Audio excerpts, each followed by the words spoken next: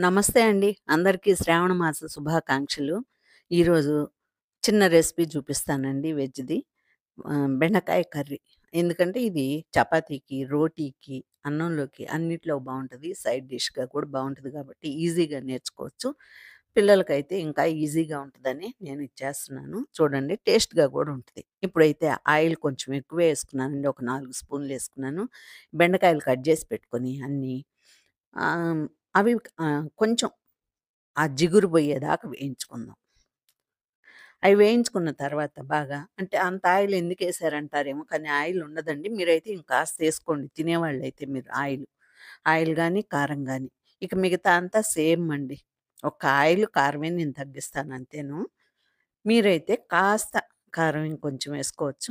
లేదు మేము ఇట్లాగే తింటామంటే అట్టే చేసుకోవచ్చు. ఇప్పుడైతే ఇవన్నీ జిగురు పోయాక తీసేసాను చూడండి ఇప్పుడు ఆయిలయితే లేదు.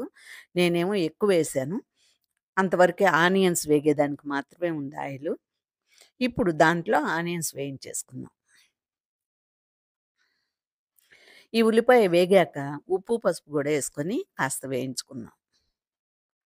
ఉప్పు, పసుపు ఇది కాస్త గరం మసాలా పొడేస్తాం గాబట్టి, పులుపు లేదు గాబట్టి కాస్త చూసుకొని వేసుకోండి ఎక్కువేయకుండా. పావు కేజీ తీసుకున్నానండి బెండకాయలు నేను. 2 టమాటాలు, ఒక ఆనియన్ అంతే.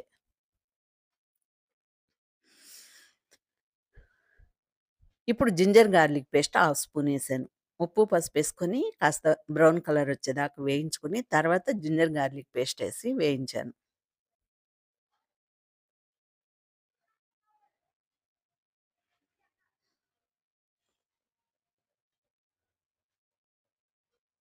ఇప్పుడు మనం టమాటాలు ప్యూరీలాగా చేసుకుందాం. ఎందుకంటే, మనకి దీంట్లో గ్రేవీ కావాలి గదా! మనకి చపాతీలోకి, అన్నంలోకి దేంట్లోకైనా గానీ, అందుకని నేను టమాటాని కాస్త మిక్సీకి పట్టుకున్నాను.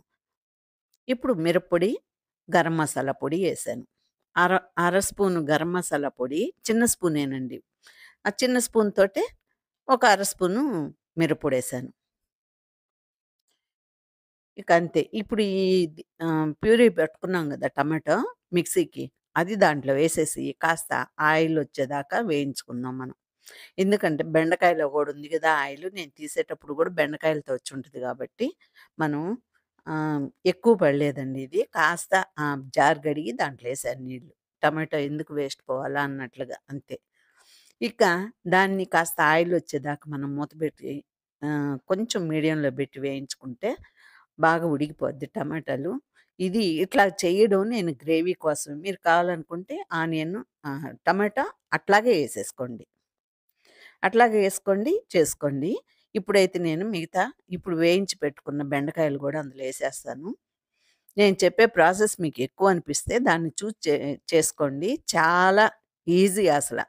టమాటా ఇది ఉంటే, బెండకాయలు ఉంటే మీకు అయిపోద్ది.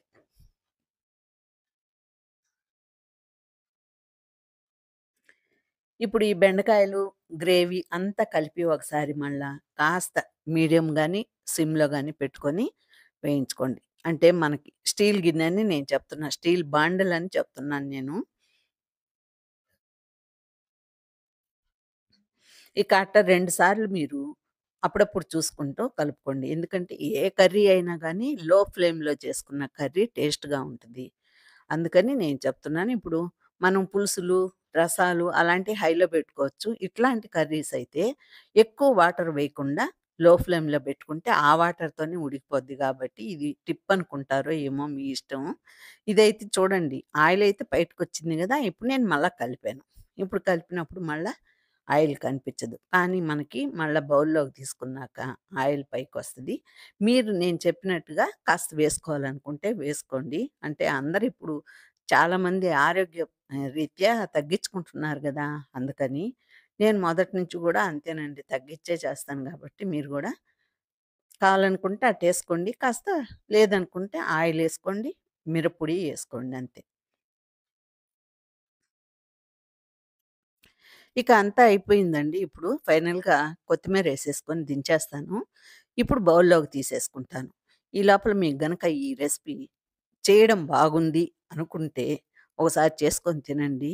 ఈ లోపలైతే ఒక లైక్ జేసి, షేర్ జేసి, కామెంట్ పెట్టండి. కొత్తగా చూసినోళ్ళైతే సబ్స్క్రైబ్ గూడా చేసుకోండి.